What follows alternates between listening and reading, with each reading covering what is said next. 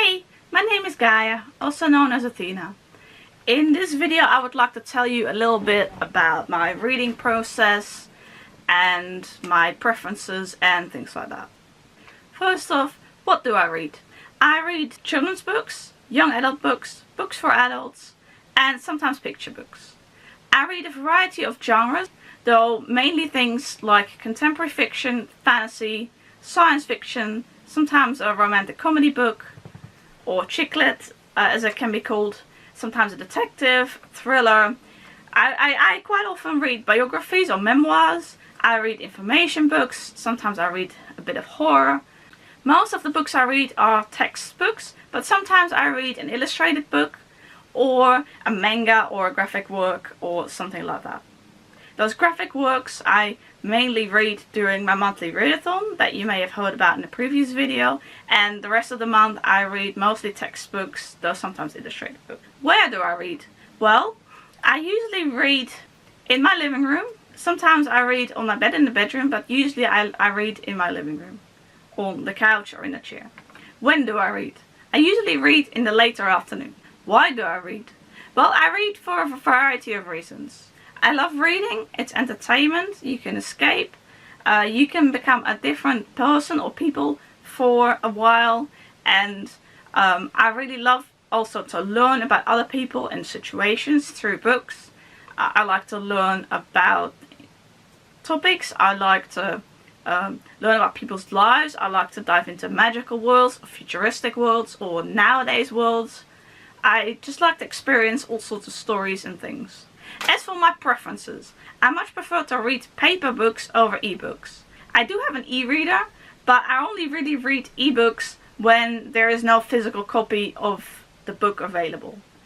For example, some of the authors I read are ebook only authors, and so their books I read on my e-reader, my Kindle, but most of the books I read I buy in paper book.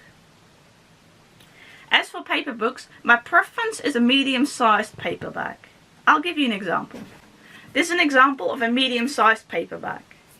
This is Elantris by Brandon Sanderson. I much prefer paperbacks because I much prefer how they feel in my hands. And I like the medium size the best. The larger ones are a bit too difficult for my hands to hold sometimes, and the smaller ones can be a bit difficult to open and stuff. Of course, I do have plenty of books that are not medium-sized paperbacks. I have small paperbacks, medium-sized paperbacks, large paperbacks. I have some hardcovers, I have some hardbacks. I know those two are technically the same thing. I use that word kind of in two different ways for myself. By which I refer that a hardcover is a hardcover, a book with a hardcover, with a dust jacket, and a hardcover without a dust jacket I tend to call hardback.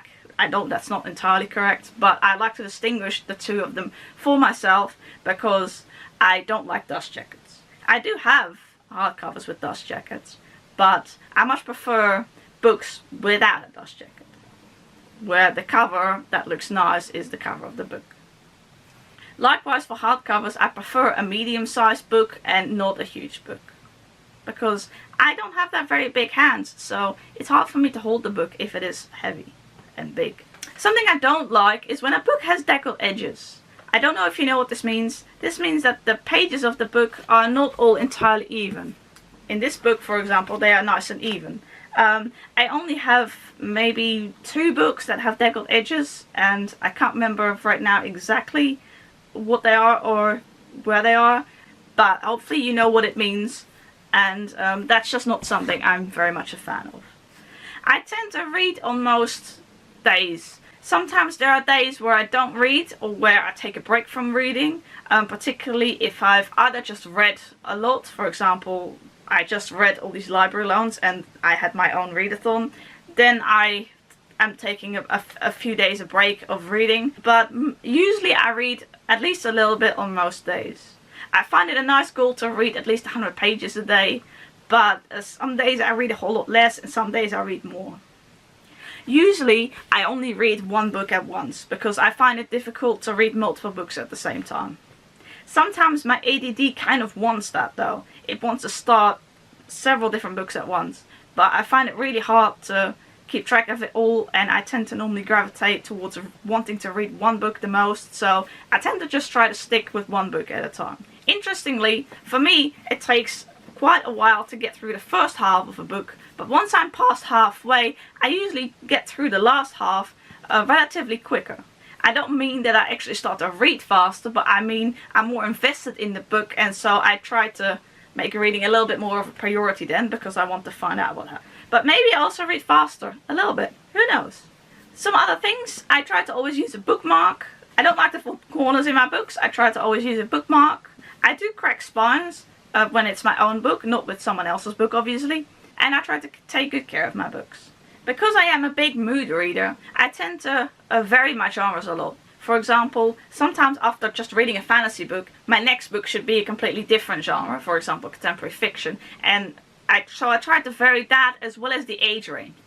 I also find it important to vary writing styles, in the sense that I read books written from third person and from first person, and on occasion there are perspectives outside that. There are maybe a few books around a second person, but I usually read in either third person or first person.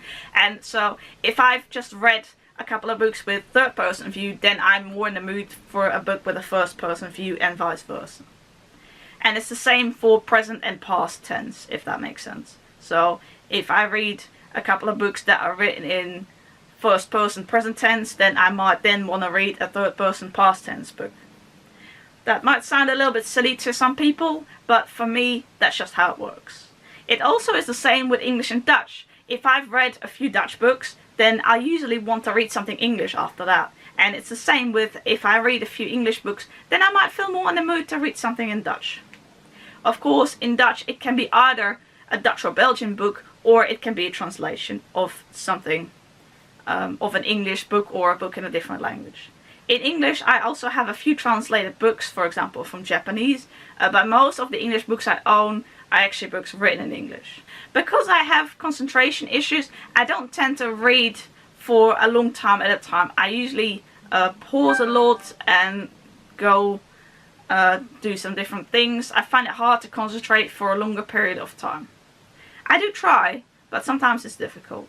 You might not always notice this though if you see me read, because sometimes I'm just lost in my own mind for a few minutes. Just sitting there not reading, but thinking. Well, that's about all I can think of for now. I hope you enjoyed this somewhat random video about reading habits and whatnot, and I hope to see you around. Bye!